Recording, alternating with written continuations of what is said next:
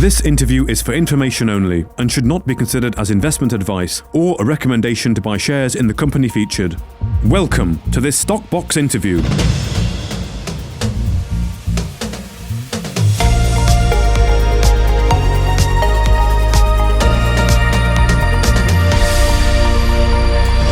Rome Resources announced significant tin mineralisation results from its Kalayi and Mont Agoma prospects within the Bisie North Project. Well, joining us today is CEO Paul Barrett. Paul, thank you for your time. How are you doing? I'm doing very well, thanks, Mark.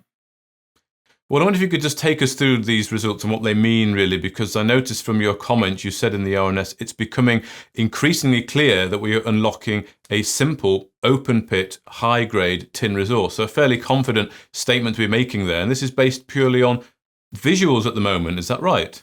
Well, it's based on certainly the previous drilling campaign on Kalayi, which had quite a large number of very good intercepts and very good assays for tin. And so we're continuing that work. We are drilling further and further south as we go along. And the tin zone is quite well-defined. Tin zone is just continuing down. So that's what we mean by we're fairly confident. We know what the geometry is doing. It does pinch and swell, so it does thicken and thin in various areas. So, we basically need to continue and get all that drilling out of the way. And then we'll know what kind of volume we have. But it's all pretty positive in that regard. The problem I guess we have is the delay in getting the assays. So we've drilled a lot of holes, but we've only got 2 assays out. So we thought we had to kind of tell the market where we are. We will get more assays pretty quickly, so there'll be a bit more of a kind of a conveyor belt with more information to back up what we're saying, really. Yeah, okay. So that I was going to ask you about the assays. So they're just taking longer than you originally hoped for, but they're still on track. Yes, I mean it's logistics, getting them to Johannesburg via Lubumbashi, via Goma, via various places. Okay. Take paperwork, etc., etc. And Johannesburg is quite busy because there's quite a lot of activity down there in Southern Africa at the moment. So you just get caught up in that a bit.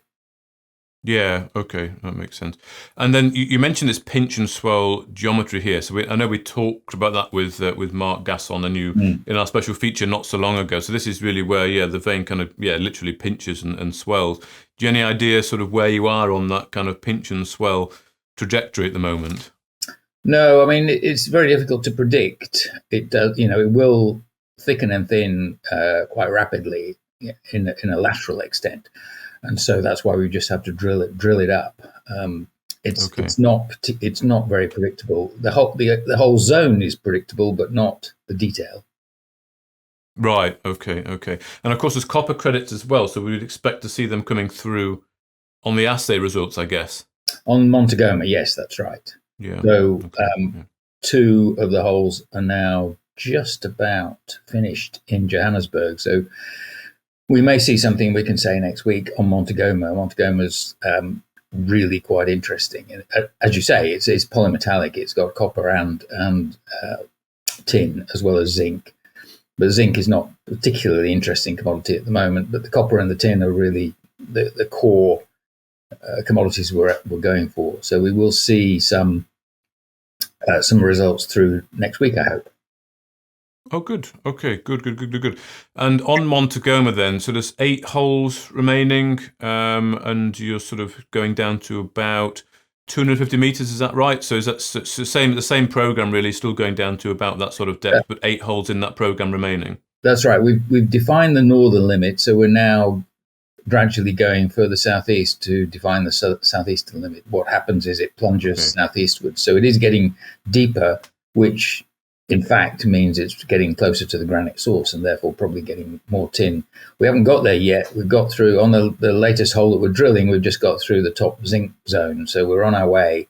So it's definitely work in progress, and we've got these holes to drill to cover the southeast extent. And would you go down a bit deeper as well then, if it's starting to looking like it is deeper? Yes, we are. 3 of the holes are offset further to the northeast, so actually they start higher up in the stratigraphy and therefore have further to drill. So a couple of 100 meters. Okay, good. And there's about 3 holes remaining in the current program at Kalayi as well, so that's going to be finishing before year end? Yes, we just got 1 rig left there. 3 are on Mont Agoma, just really pushing that program as quickly as we can. Okay. And I noticed in the RNS it mentioned about discussions ongoing with multiple parties under NDA agreements regarding potential strategic investment. Now, the fact that it's under NDA means you can't comment, but I'm going to ask you all the same. Can you comment on what this might be? Well, I think this is something that people have come to us. They've seen the Alphamin story. They've seen the interest from the Abu Dhabi state investor in Alphamin, and so they're kind of looking at, well, do we have something very similar here, and would it be worth talking to us about it? And because these people are essentially on the commodity side, it's something that is a good fit for us. Obviously, we're explorers. If they're looking at investing for future offtake or a combination of things like that, it's well worth that discussion. And we thought it was important enough just to mention. As I say, It may never come to anything, but it's another thing. I mean, what we're trying to do, the overarching strategy really is to minimize shareholder dilution. So by doing this with a strategic investor would achieve that in a better way. Okay, well, interesting. Of course, if you can mitigate that shareholder dilution, that is obviously very welcome for shareholders. So I guess we'll have to just wait and see how those discussions do indeed progress. But it's good that you seem to be having them indeed this early stage in the exploration here. Just thinking, Paul, on sort of the rest of the year then, what's the team working on? Of course, finishing that drilling program, getting assays through. Is that the main thing? Will you sort of take a break for the Christmas period? No, I think, well, let's see. I mean, we're only 6 weeks away from Christmas, so if not even 5. And so I think we'll still be drilling through Christmas into New Year, just about finishing. It's hard to predict. It is a little bit weather dependent. Helicopter can only fly in and out of Goma when there's good weather. It can do all the work around the site and around the rigs at any time. But so, we can't predict with 100% certainty, but we're just pushing away that and the assays. And then, so there may be a Christmas Eve RNS, I don't know, or even New Year's Eve. Well, yes, indeed, but we can await those assay results, that real concrete result there of what you're seeing visually and with your XRF. But thank you very much for your time so far. Paul Barrett, the CEO of Rome Resources. Yeah, thanks, Mark. If you enjoyed this interview, then give us a thumbs up, a like or a retweet. Subscribe to us on YouTube or follow us on Twitter and hit that notification bell to be the first to know when we release new content. There's loads of great content on our website too, across all our programs at stockboxmedia.com. Thank you for watching.